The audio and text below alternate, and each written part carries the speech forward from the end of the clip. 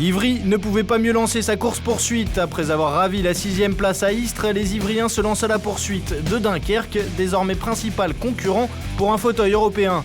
Mais c'est face au Cador de Chambéry que les Val-de-Marnais vont devoir combler l'écart qui les sépare des nordistes. On travaille toute l'année pour être présent dans l'emballage final pour les places européennes.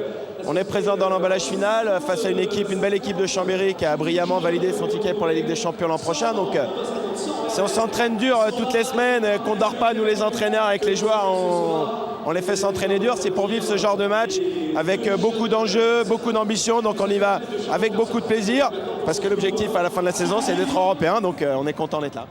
Première étape pour Ivry-Chambéry dans une rencontre où les hommes de Philippe Gardan n'ont plus rien à jouer.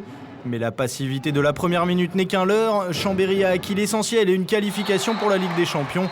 Pour autant, pas question de terminer la saison en roue libre. But de Chassard et arrêt de Michael Robin sur le coup d'envoi d'Ivry.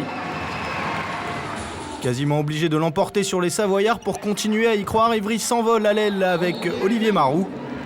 À la puissance de Marou, Edin Bazic répond par la technique avec un astucieux lob au 6 mètres.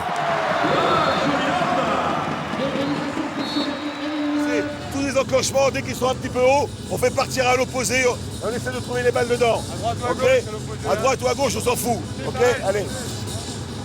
À gauche, à droite, eh bien non, c'est au centre que Xavier Barrachet tente sa chance et tire plein cadre.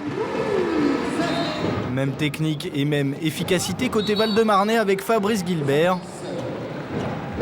Et Olivier Marou, auteur de 7 des 16 buts de son équipe en première période, permettent à Ivry de rester au contact. 18-16 à la mi-temps. On n'a pas la peur au ventre parce que les matchs nos concurrents directs sont durs aussi. Mais on a 2 points de retard et pour le moment c'est plutôt bien ce qu'on fait, il faut continuer comme ça. Et justement ils n'ont rien à jouer et peut-être qu'en fin de match ça pourrait basculer en notre faveur. À la reprise, Ivry revient à une longueur par l'intermédiaire de Guillaume Crépin.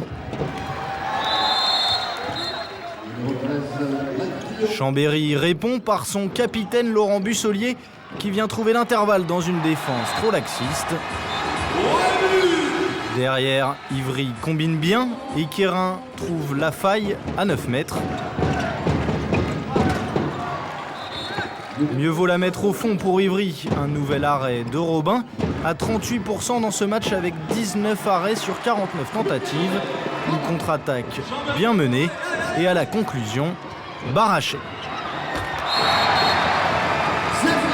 Chambéry déroule et se fait plaisir. Cédric Paty est partout et s'offre avec 3 buts coup sur coup en 3 minutes. Une nouvelle jeunesse.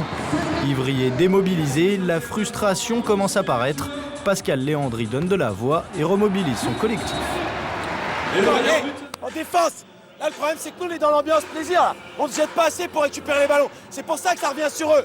Alors jetez-vous un petit peu plus là. Allez les garçons, allez.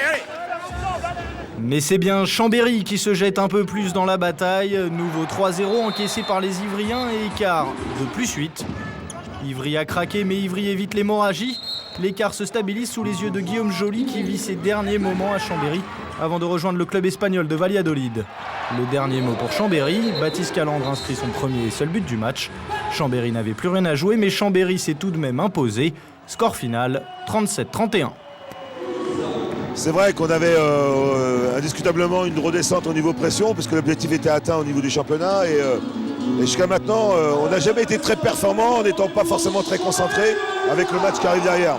Aujourd'hui ils m'ont fait mentir, je crois qu'ils ont été rigoureux, sérieux et c'est bien parce que c'est aussi un apprentissage de ne pas forcément être très concentré mais aussi bien joué. Et ça c'est intéressant. On est sur une dynamique de victoire, c'est vrai, on est qualifié en Ligue des Champions. Je pense que là, on prend match après match, on se fait plaisir dans un premier temps. Après, non, franchement, on en pense plutôt aux vacances qu'à la saison prochaine. Pour Ivry, la saison n'est pas terminée. Malgré cette défaite, les Val-de-Marnais peuvent toujours se qualifier pour la Coupe d'Europe. Autre match de cette 24e journée entre Toulouse et Aurillac, match capital pour le maintien. Toulouse était 12e avant la rencontre avec 2 points d'avance sur Aurillac, nouvelle lanterne rouge. Regardez.